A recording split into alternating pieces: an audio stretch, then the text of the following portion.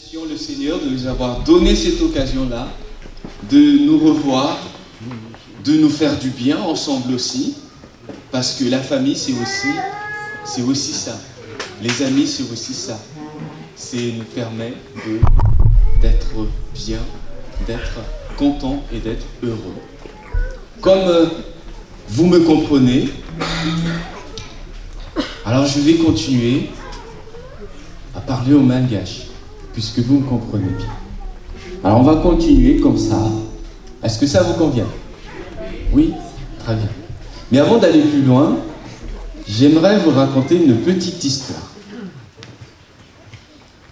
C'est l'histoire d'un jeune homme invité à une grande assemblée. Et c'est la première fois qu'il va être responsable d'une si grande assemblée pendant un temps aussi long. Et à sa première prise de parole devant cette assemblée-là, elle demande à l'assemblée: savez-vous de quoi je vais vous parler aujourd'hui? Alors l'assemblée lui dit: mais non, on ne sait pas. Et il répond: alors si vous ne savez pas, réfléchissez bien à la question et revenez samedi prochain. Alors le samedi prochain arrive, au même moment, dans le même temps, il pose la même question à son assemblée: chère assemblée, savez-vous de quoi je vais vous parler ce matin? Et l'assemblée lui dit: on n'a aucune idée. Alors il lui dit: réfléchissez bien à la question, rentrez donc chez vous et rendez-vous samedi prochain.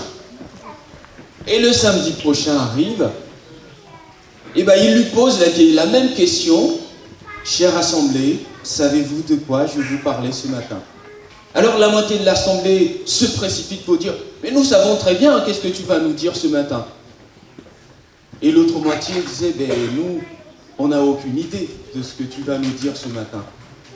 Alors, le jeune homme prend la parole et lui dit: mais que la moitié qui connaît déjà dise aux autres: réfléchissez bien donc à la question et rentrez chez vous. Et le samedi d'après, il lui pose exactement la même chose: chère assemblée, savez-vous de quoi je vais vous parler ce matin? Et tout le monde dit: oui, nous savons de quoi tu vas nous parler ce matin. Alors le jeune homme prend la parole d'un air satisfait: alors, si vous savez déjà de quoi je vais vous parler ce matin, c'est pas la peine que je parle. Rentrez donc chez vous et rendez-vous samedi prochain. Alors, chers amis de la MAFA, savez-vous de quoi je vais vous parler ce matin?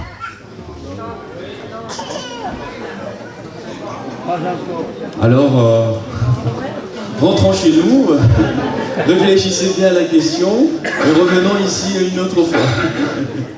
Je ne vais pas vous renvoyer chez vous, même si vous ne savez pas de quoi je vais vous parler ce matin. Le bureau ne va pas être content, ils vont dire: ouais, c'était pas ça le truc, hein. Il nous a fait quand même.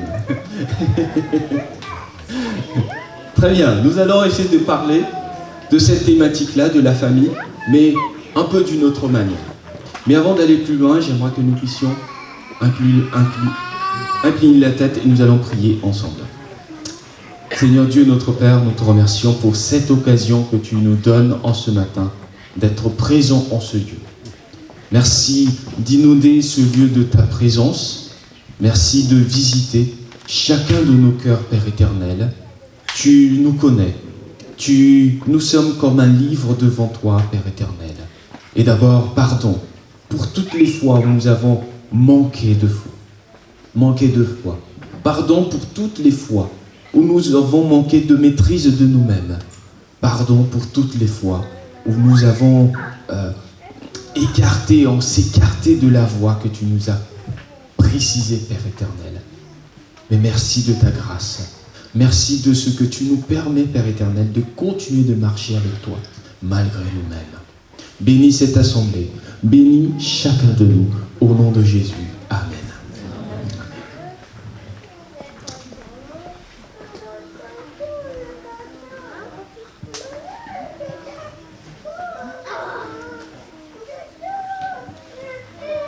Alors, j'aurais besoin d'un technicien Alors j'aimerais bien, on a associé cette thématique qui est la nôtre cet après-midi et pendant tout le week-end, ma famille.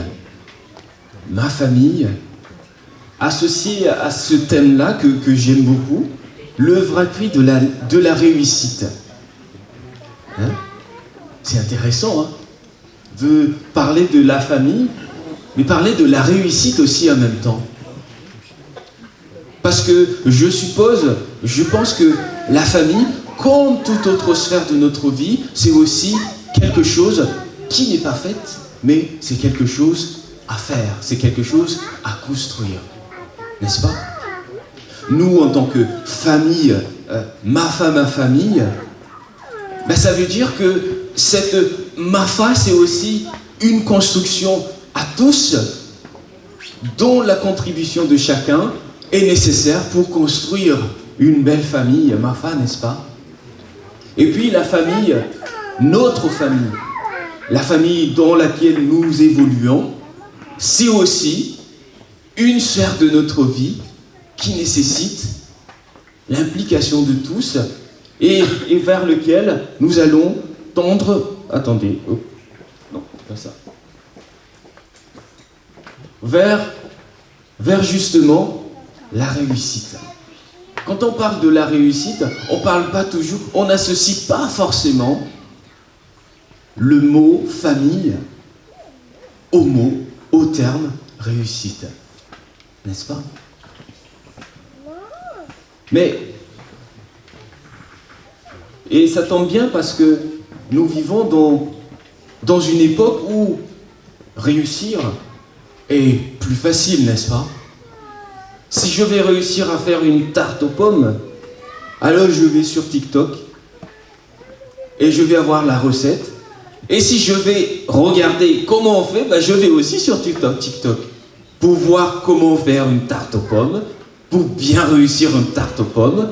Si on veut réussir à faire de façon ici, on peut aussi aller sur TikTok. Peut-être qu'une personne a la recette hein, pour faire le truc, la même chose que chez nous.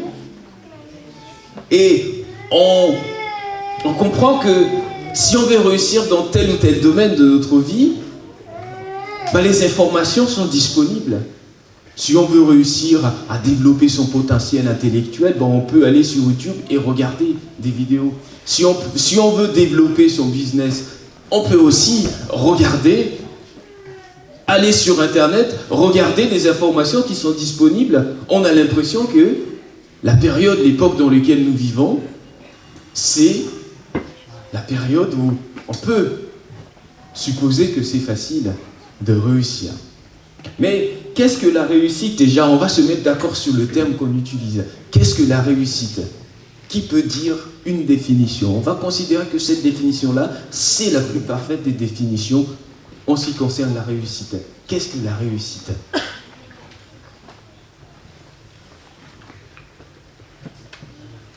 Oui, j'attends une réponse.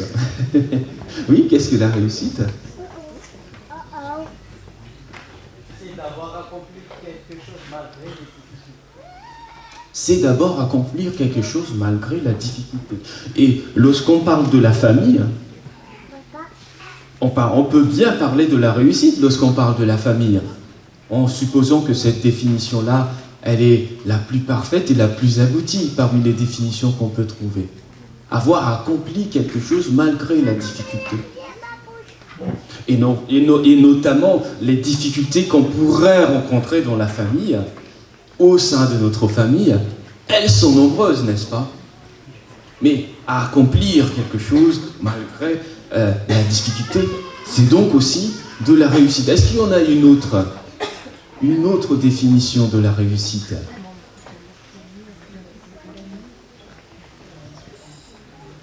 Ouais, ça cogite, hein. On comprend un philosophe qui disait « Je pense donc je suis, donc vous pensez donc vous êtes ». Alors, est-ce qu'il y a une autre définition de la réussite? Accomplir l'impossible. Accomplir l'impossible, oui. Mais on a accompli même si c'était impossible. Effectivement. Et là encore, on peut associer cette définition-là à notre thématique, la famille. Mais qu'est-ce qui est impossible à accomplir dans une famille?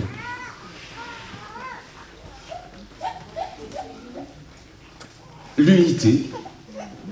Et effectivement, l'unité, c'est quelque chose qu'il faut construire ensemble au sein de la famille. Pourquoi c'est difficile de construire l'unité? Parce que chacun perçoit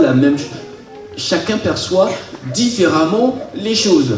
C'est par exemple, vous regardez tous devant, mais vous ne regardez pas forcément la même chose. Et construire quelque chose qui réunit tout le monde, c'est effectivement un défi. Et donc réussir à construire ma famille malgré tout, c'est un défi, n'est-ce pas?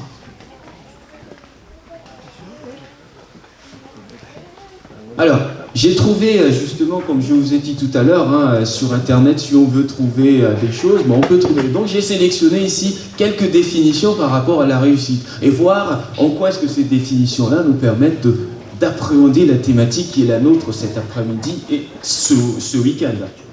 La réussite est un état d'esprit avant d'être une norme sociale. Elle correspond à un sentiment de satisfaction de soi. Et la satisfaction de soi par rapport à ma famille, la famille que j'ai, est-ce que j'ai ce sentiment-là de satisfaction?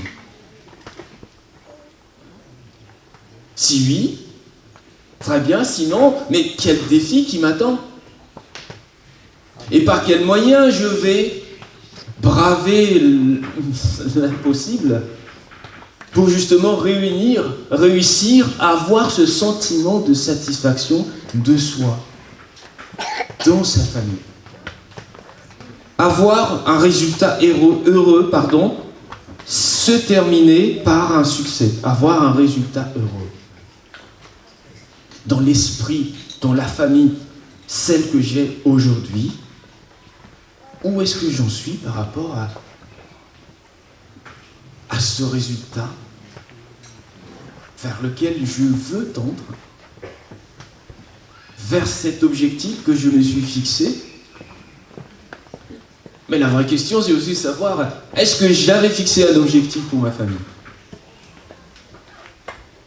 Parce que quelqu'un disait, celui qui n'a pas d'objectif, il est sûr de l'avoir atteint.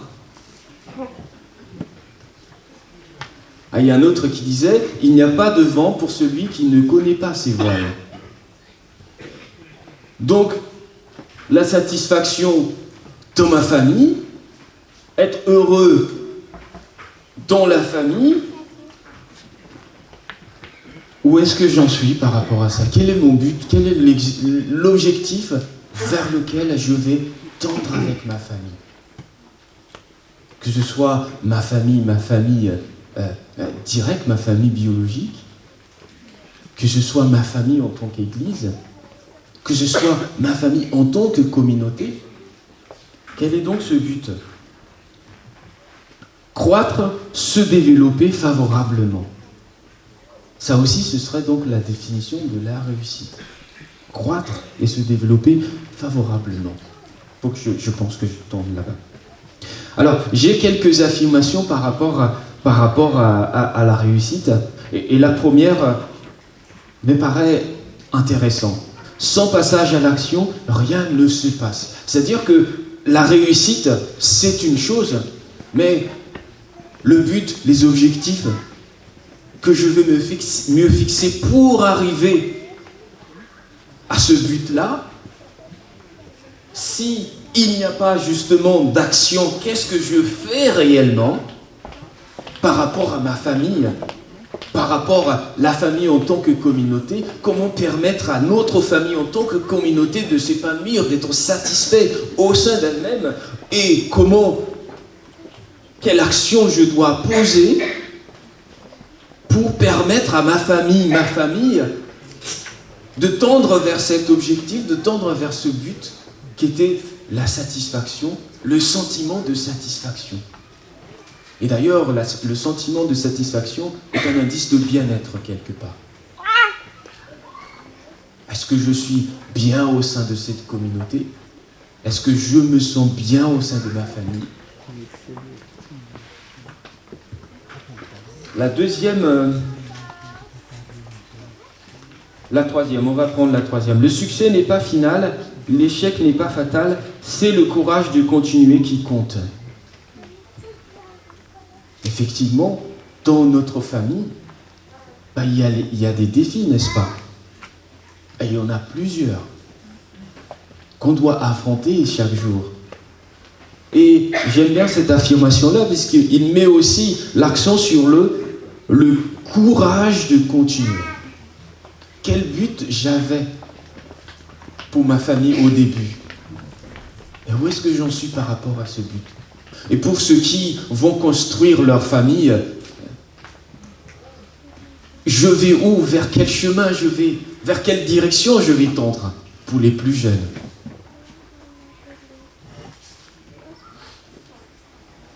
Et la quatrième, je pense que j'adore celle-là.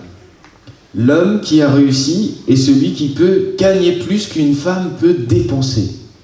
La femme qui a réussi est celle qui est arrivée à trouver un tel mari. C'est magnifique, hein? C'est magnifique cette affirmation. Si on arrive à réaliser ça, alors là, on a le jackpot. Hein?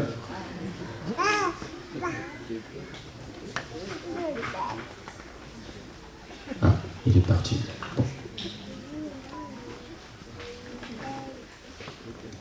Bon, je n'ai plus la main. Très bien. Parlons de la réussite, parlons de la famille. C'est-à-dire que la réussite dans la famille, on ne parle pas toujours de la réussite dans la famille, n'est-ce pas? On parle plutôt de la réussite professionnelle. Comment je vais faire pour réussir professionnellement ou académique? Comment je vais m'organiser pour réussir académiquement? Et on se donne le moyen pour réussir, n'est-ce pas? Et il y a bien d'autres sphères de notre vie, qui sont aussi des sphères importantes de notre vie, mais dans lesquelles on n'accorde pas la même énergie que dans la sphère professionnelle et académique. Si je me donne à fond pour travailler, pour le bien-être de ma famille, pour que ma famille ait le sentiment de satisfaction, est-ce que vous pensez que ça ne va pas changer quelque chose? Ça va changer quelque chose, n'est-ce pas? Ça change quelque chose. Je me rappelle encore quand j'étais étudiant, et comme aux examens, et comme je suis un procrastinateur originel, j'attends la dernière minute pour bosser. Et qu'est-ce que ça bosse? Même la veille de l'examen. Et imaginons si je vais prendre ma famille comme une sphère dans laquelle je vais aussi réussir comme à l'examen, et que je vais bosser à fond sur ça. Vous pensez que ça va changer quelque chose ou pas? Ça va changer quelque chose dans notre vie. Hein. Et quelque part, notre équilibre en tant que personne dépend aussi quelque part de la qualité de la relation au sein de notre famille. Et si je bosse à fond sur cette relation-là, est-ce que vous pensez que ça ne va pas avoir un impact positif sur notre vie? Je pense que oui. Hein. On est d'accord. Et voilà. Toujours selon notre mère nature Google, j'essaie de chercher ce que pensent les autres de comment réussir, de quels moyens mettre en place pour réussir. Et j'en ai trouvé 4 ici. Progresser chaque jour soi-même et sur ce que l'on fait. Progresser chaque jour soi-même et sur ce que l'on fait. C'est-à-dire être focus sur le but à atteindre.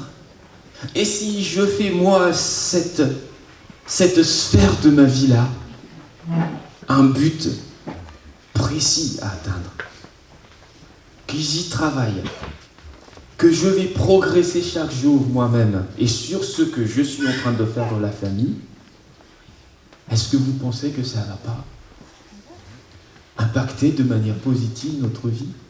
Je pense que oui. Le second, se concentrer sur une chose à la fois afin de la maîtriser parfaitement avec beaucoup de pratique. C'est vrai que au sein de la famille, on peut parler plusieurs thématiques, que ce soit le pardon, que ce soit l'amour, que ce soit la considération des uns des autres. Et si on bossait à fond sur ça, se concentrer sur ça et la maîtriser parfaitement avec beaucoup de pratique, qu'est-ce que c'est que le pardon ? Et comment je vais vivre ça au sein de ma famille ? Parce que parfois, savoir la chose en tant que telle est une chose, mais la pratiquer, c'en est une autre, n'est-ce pas ? Lorsque Jésus dit, si au moment des offrandes, ton frère a quelque chose contre toi, qu'est-ce qu'il dit ? Pose ton offrande et va voir le frère. Ça, c'est le savoir. Mais pour maîtriser ce savoir-là, il faudrait que je pratique ce savoir-là. On est bien d'accord. Il faudrait qu'il y ait une pratique derrière. Parce que sinon, ça ne va pas aller. Les choses vont rester juste au niveau du savoir. Et la plus grande difficulté pour vous et moi serait que nous connaissons beaucoup de choses et nous pratiquons peu, très peu de ce que nous connaissons. Et parfois même nos jeunes nous reprochent souvent de dire, oui, nous les adultes, ils disent beaucoup de choses, mais ils font autre chose. Parce que cette logique-là du savoir à l'action, c'est quelque part aussi notre démarche en tant qu'individu. Et d'ailleurs, c'est ce que recommande la parole de Dieu. Dans Paul, par exemple, lorsque Paul parle de l'écriture, dans 2 Timothée, chapitre 3 et le verset 16, c'est un verset que nous connaissons très bien, toute écriture est... Oui, toute écriture est...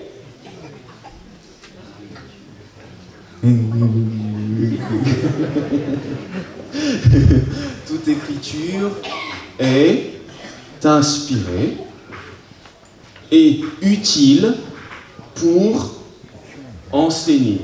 Et si on reste juste sur le mot enseigner, pardon ? C'est dans quel sens ?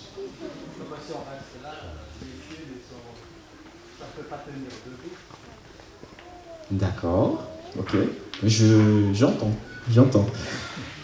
Alors Paul dit, toute écriture est inspirée de Dieu et utile pour enseigner. Or, lorsqu'on parle de l'enseignement, on parle justement de l'apprentissage, n'est-ce pas ? C'est logique. Et si on parle de l'apprentissage, on parle nécessairement de la répétition, n'est-ce pas ? Et si on parle de la répétition, et là on va parler de l'acquisition. Ça veut dire que une chose que je sais, si je ne la pratique pas, je vais l'oublier. Un enseignement que je sais, je peux connaître, mais je peux ne pas pratiquer et je peux ne pas l'acquérir, même en sachant.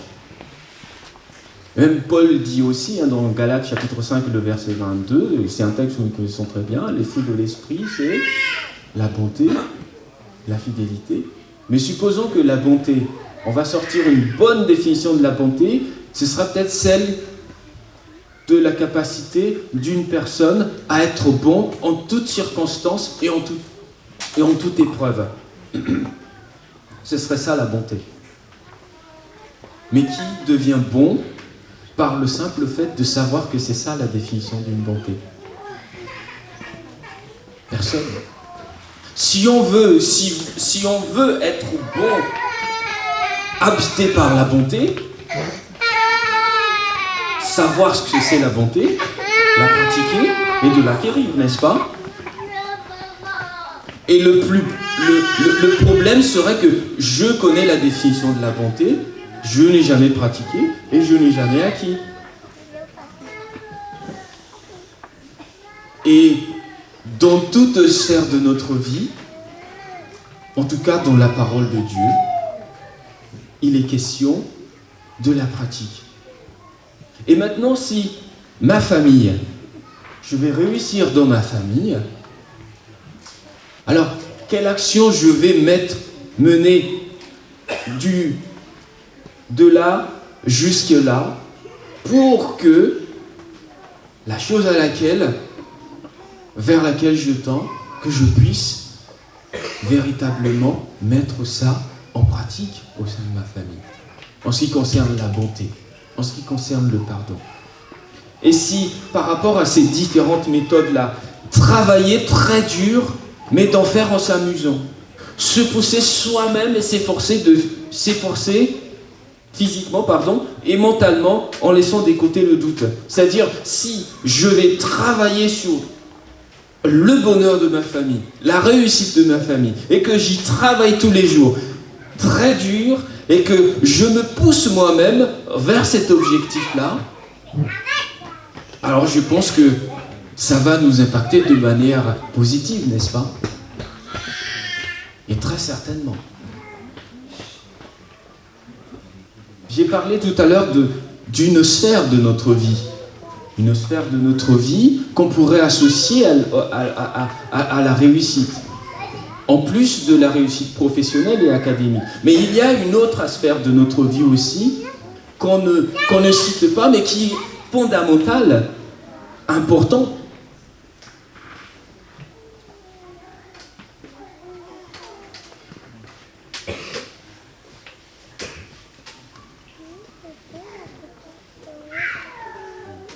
Attendez, il y a un petit problème.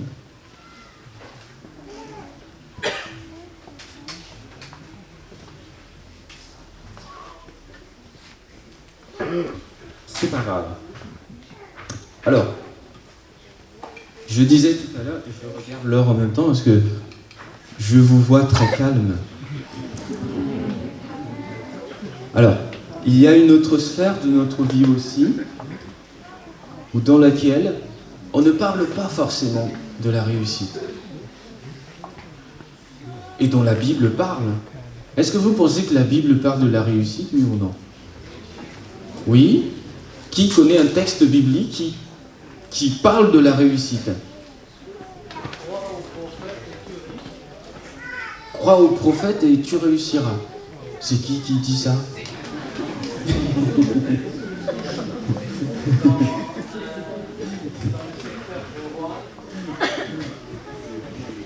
Merci mon frère. On va rechercher ça tout à l'heure et je viendrai vers toi, frère. Est-ce que quelqu'un connaît un verset biblique qui parle justement de la réussite?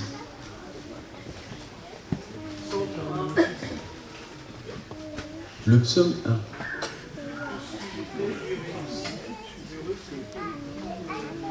Oui, je n'avais pas vu celui-là. Oui, ok. Et il y en a d'autres?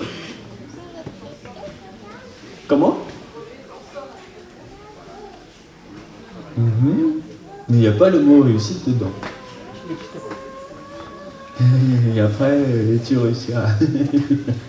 Effectivement. Alors, je vous invite à prendre un texte. Dommage que ça marche plus. Ah oui, voilà le texte qui nous parle justement de la réussite.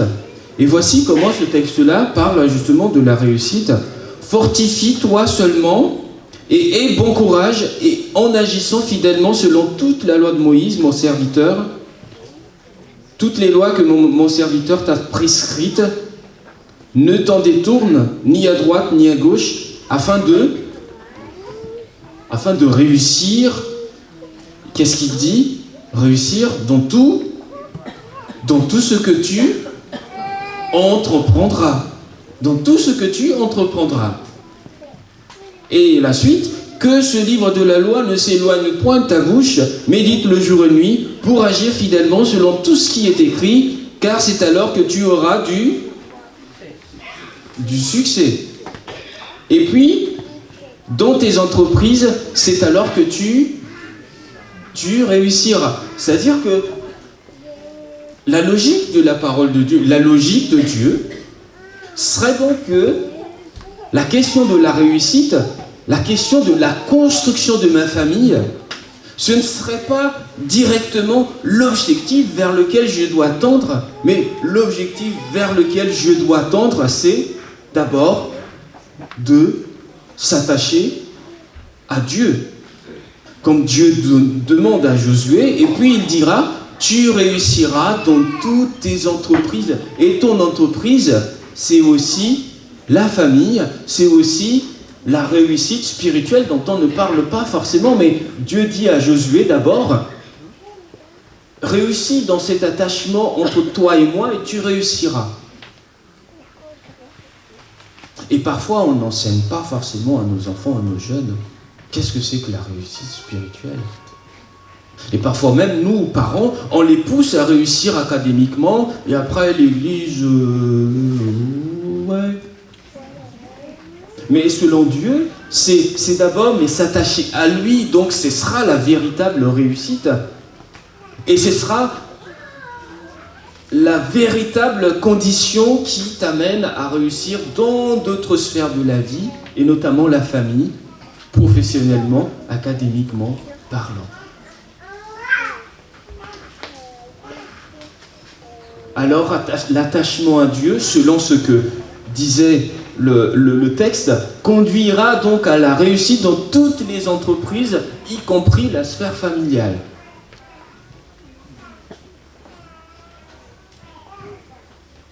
Et ce qui est intéressant dans ça, c'est que le fait de nous enraciner dans la parole de Dieu va certainement avoir une influence positive dans les différentes sphères de notre vie. Et on est un peu dans une logique un peu contradictoire parce que du point de vue de Dieu, la réussite serait d'abord de s'attacher à lui. La réussite spirituelle. Avant toute autre recherche de réussite et de succès, ce serait pour lui d'abord de réussir à s'attacher à lui, qui va conditionner notre réussite dans d'autres sphères de notre vie, et notamment la famille. La mise en pratique de ces ordonnances, c'est ce qu'il disait. Méditez jour et nuit, veillez, puis cet attachement à Dieu-là engendre de la réussite dans les entreprises, la satisfaction à la vie, le sens de la vie, etc., etc., etc. Et puis de notre côté, de notre point de vue, réussir, c'est avoir un diplôme, ce qui n'est pas forcément mauvais, parce qu'il faut quand même bosser un peu. Avoir un bon travail, une bonne rémunération, c'est aussi important, n'est-ce pas? Mais pour Dieu, ce sera la conséquence de ça. Et nous, en nous focalisant que sur ça, mais parfois on oublie ça. Et donc, pour Dieu, pour réussir dans la famille, dans cette admirable affiche qui est devant nous, dans la famille, serait donc de s'efforce-toi de s'attacher à l'Éternel. Toi qui cherches un mari, toi qui cherches une épouse, attache-toi, cherche-toi dans l'Éternel et tu réussiras. Et en plus, c'est une promesse. Et puisque c'est une promesse implique que celui qui a dit ne peut pas mentir de un et est capable de réaliser sa promesse. Et quand il dit « et tu réussiras », c'est-à-dire que tu réussiras véritablement. Mais cherchez d'abord, et c'est ce que Jésus dit dans Matthieu chapitre 6, le verset 33, je crois, cherchez d'abord le... C'est un peu dans cet esprit-là. Et tout cela vous l'accordera. Nous parlons de réussite académique, je vais essayer d'amener un peu plus loin, personnelle ou professionnelle. Dieu parle de la réussite spirituelle qui sous-tend nos entreprises. Et la question c'est, où est-ce que j'en suis dans mon attachement à l'Éternel ? Où est-ce que j'en suis dans mon attachement à Dieu ? Est-ce que Mon cheminement spirituel s'inscrit dans le savoir, dans la pratique ou dans l'acquisition. Est-ce que mon expérience spirituelle s'inscrit dans le « je connais beaucoup de choses spirituellement » et j'ai très peu de choses que je pratique par rapport à ce que je connais et j'ai encore moins de choses que j'ai acquis par rapport à ce que je sais, par rapport à ce que je pratique dans la parole de Dieu. Quelle expérience je vis avec le Seigneur? Quelle expérience je vis avec le Seigneur dans la sphère de la famille? Quelle réussite je dois chercher dans ça?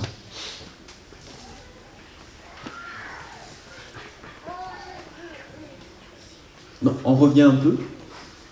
Voilà. Donc c'est un peu le monde à l'avant. On nous apprend à réussir à l'école, au travail, mais pas du point de vue spirituel. Or, la réussite spirituelle serait une base permettant la réussite des autres sphères de vie, que ce soit au niveau professionnel, académique ou familial.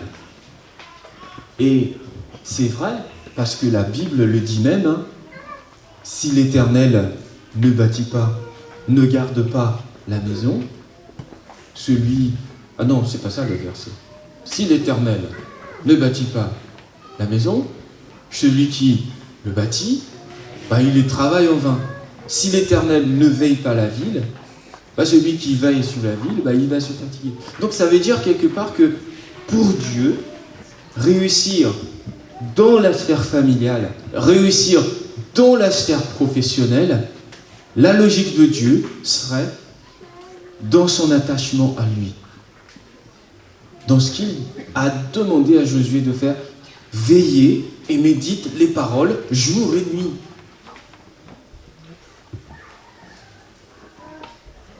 Et maintenant, on va récupérer un peu Je regarde ma montre pour vous encourager à rester persévérant encore un peu. On va terminer. Et quel impact sur mon cheminement si, dans cette démarche spirituelle de l'attachement à Dieu, pour aller chercher la réussite dans les autres sphères, qu'est-ce qui se passera dans ma vie si je progresse chaque jour soi-même sur ce que je suis en train de faire, dans cette recherche de mon attachement à l'Éternel? Qu'est-ce qui se passera si je suis concentré sur une chose à la fois, afin de la maîtriser parfaitement avec beaucoup de pratique, dans cette recherche d'attachement à l'Éternel? Qu'est-ce qui se passera dans ma vie? Et je suis sûr et certain que ça va impacter notre vie de manière positive. Je vais essayer d'aller un peu plus loin en citant simplement cette citation-là. Il faut viser la lune parce qu'au moins, si vous échouez, vous finirez dans les étoiles. Et j'aime bien cette citation-là. C'est-à-dire, si je bosse, si je travaille je cherche la face de l'Éternel afin de réussir dans mes différentes sphères de ma vie, si je bosse à fond dessus, ça veut dire que au moins je vais atteindre un niveau quand même assez élevé.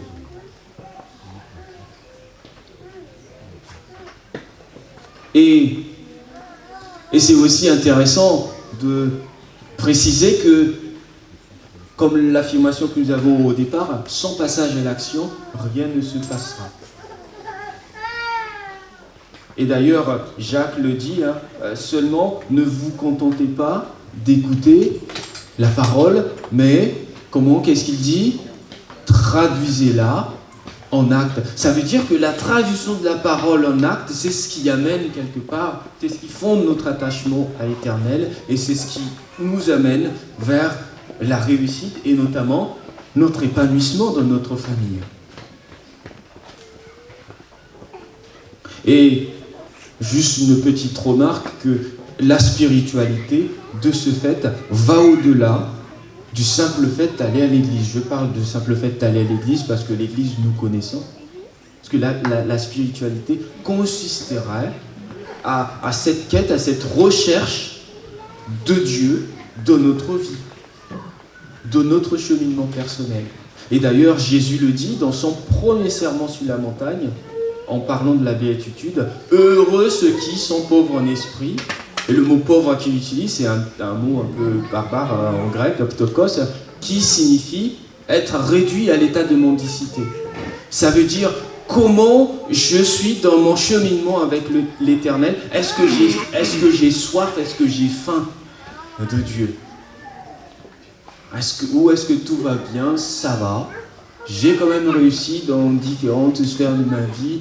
L'Église, Dieu, ouais, ça va, j'y pense quand j'y peux.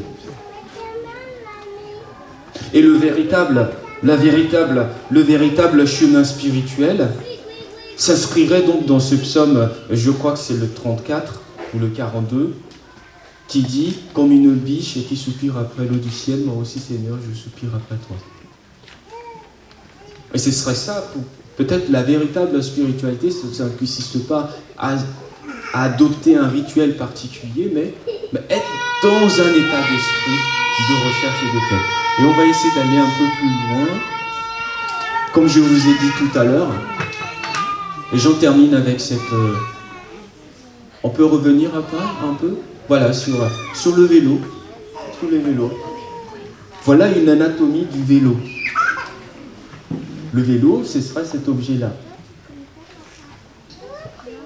Je peux expliquer les différents objets, les différentes roues. Mais supposons que vous n'avez jamais fait de vélo. Et vous ne connaissez pas de vélo. Je viens de vous apporter cette connaissance-là par rapport au vélo. Mais qui sait faire du vélo? Par le simple fait de savoir que c'est un vélo. Qui sait faire du vélo? Personne ne sait faire du vélo. Et comment on apprend à faire du vélo? En pratiquant, en faisant, en tombant. Épreuve impossible, malgré tout, mais on réussit. Et je pense que la parole de Dieu, c'est ça aussi. Et c'est ce que Paul dit. Toute écriture est inspirée de Dieu et utile pour apprendre. Or, dans l'apprentissage, il y a d'abord le savoir. Qu'est-ce que c'est? Il y a la pratique. Et il y a l'acquisition. Et il ne faudrait peut-être pas que mon cheminement spirituel est rempli de savoir, est rempli de qu'est-ce que c'est. Et il y a moins de qu'est-ce que je pratique. Et il y a moins de qu'est-ce que j'ai acquis avec le Seigneur.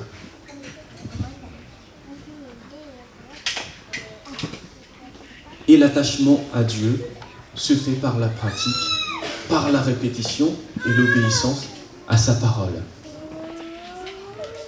Et on peut aller un peu plus loin dans cette réflexion-là, mais j'en arrêterai et je reviens à cette thématique qui est donc la nôtre, la famille. Qui voudrait réussir? Réussir dans sa famille. C'est pas habituel de parler de la réussite dans sa famille. Mais qui voudrait réussir sa famille? Qui voudrait tendre vers ce but-là que sa famille, qu'il y ait un sentiment de satisfaction qui règne dans sa famille, qu'il y ait un sentiment de bien-être qui règne dans sa famille? Qui voudrait y travailler, surtout y travailler? Ça, c'est le savoir. Mais la pratique après pour arriver à cette objet et pour réussir. Qui voudrait travailler pour le bien de sa famille?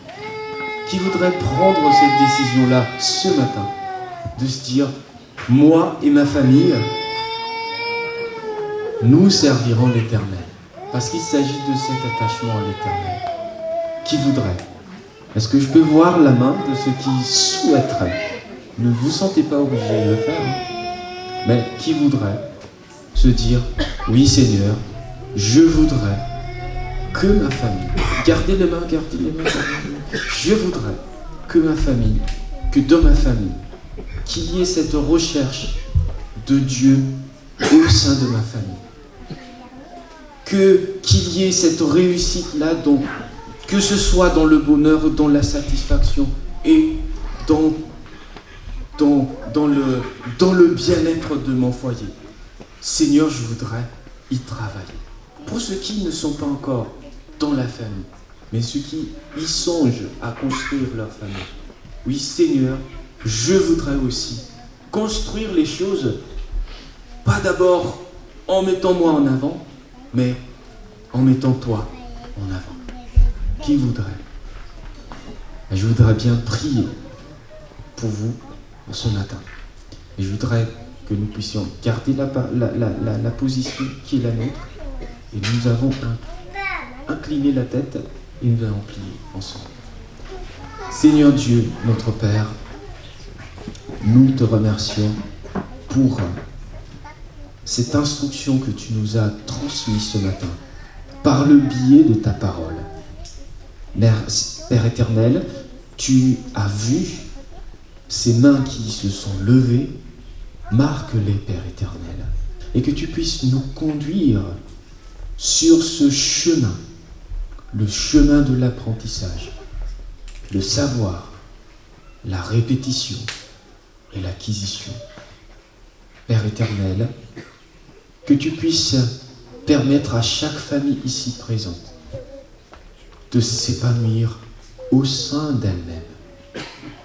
Que tu puisses, Père éternel, permettre par la force de ton Saint-Esprit à nous tous de nous donner le moyen de travailler à notre bien-être familial et surtout à notre réussite spirituelle qui consisterait d'abord à te chercher en premier lieu.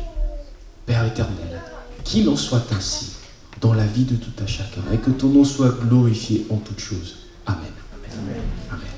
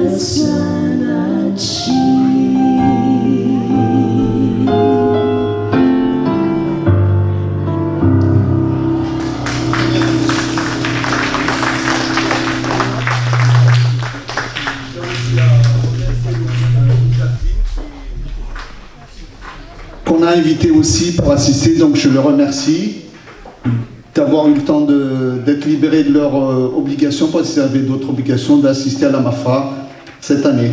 Groupe Jacqueline.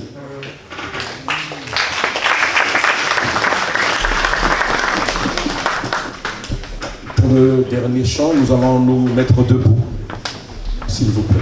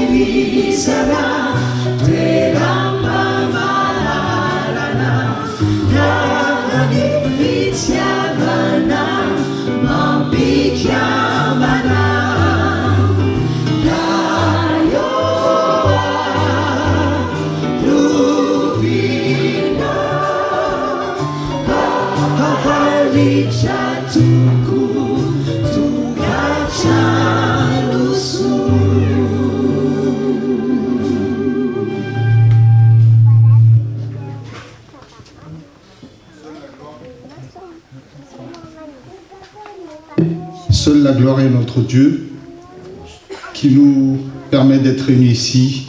Nous rendons grâce à cela. Merci à la famille Mafa, merci à vous tous qui sont venus ce matin. On est une grande famille et spirituellement, on doit tous grandir ensemble. C'est, comme a dit le pasteur, c'est notre objectif. C'est notre réussite personnelle et ensemble.